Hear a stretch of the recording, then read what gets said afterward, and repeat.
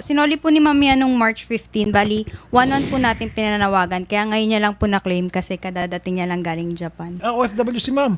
Bali po, pinadala po kami ng company. Okay, po kami. sige. Kukunin mo natin itong mga ID rito, lahat. Foreigner pala may-ari ito, ano? Okay. So, guguntingin mo ito ngayon, client. Yung cash lang iwan natin dito. Ibalik mo ito ngayon kay ma'am at bilangin niya. Dapat yan, naglalaman ng 950 pesos. Tapos 202 Singapore dollars. Ayan, binibilang na ni ma'am. Okay po, sir. Kompleto po, ma'am? Kompleto po. Okay. Kami po ay magpapasalamat ng taos-puso sa inyo dahil nagpakita ho kayo ng kabayanihan. Isinuli niyo po rito. Ginawa po namin yung dapat gawin. Nagtawag po kami, nag-research. 1 buwan po namin in-announce pa ulit-ulit. Hindi ho namin makontak yung may-ari. Ang patakaran ho kasi after 1 month, pag hindi namin makontak, ibabalik po namin sa inyo. At kayo po ay nandito na. Kami po ay sobra-sobrang paghanga at pasasalamat po sa inyo. Ano kay real estate agent? Opo.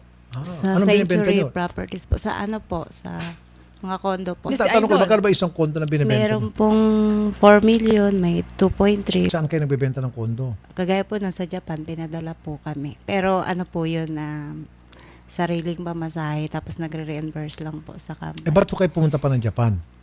Kasi po meron pong kliyente doon na pinapalo up po namin. So, para okay naman yung mga Medyo, pagbenta. ngayon po yung uwi ko, medyo wala po akong ano. At least kahit pa paano makakatulong ho yan. O di ho ba?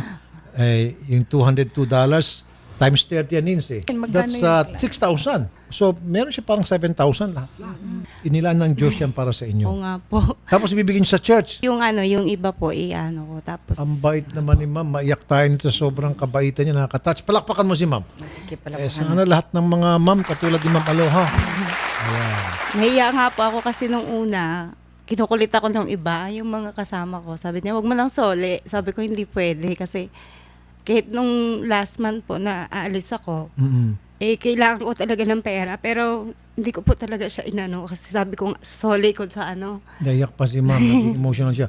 Alam niyo ho, napakabuti niyong tao. Kasi palagi nga po ako nakikinig ng ano nyo, Programa. kahit nasa Japan. So, pinapakinggan namin. Tapos, sabi nila, talaga bang sigurado kang sasoli mo? Sabi ko, kailangan mo ng pera. Sabi ko, hindi to para sa akin. Kung para sa akin to, ibabalik to sa akin. Ibig sabihin, para sa iyo po yan. Ginawa namin lahat ng pwede namin gawin. Ito si Clyde, magaling ho mag-research yan.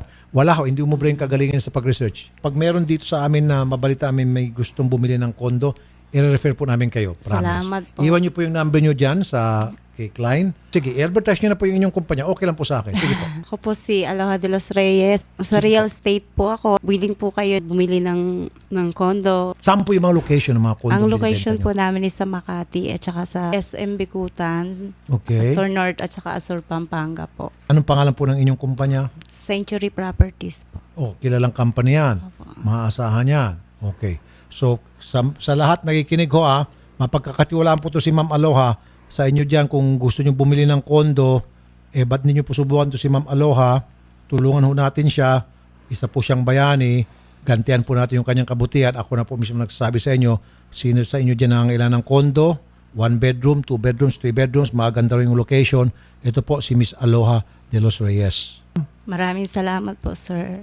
Ingat po kayo. God bless po. God bless to. Okay.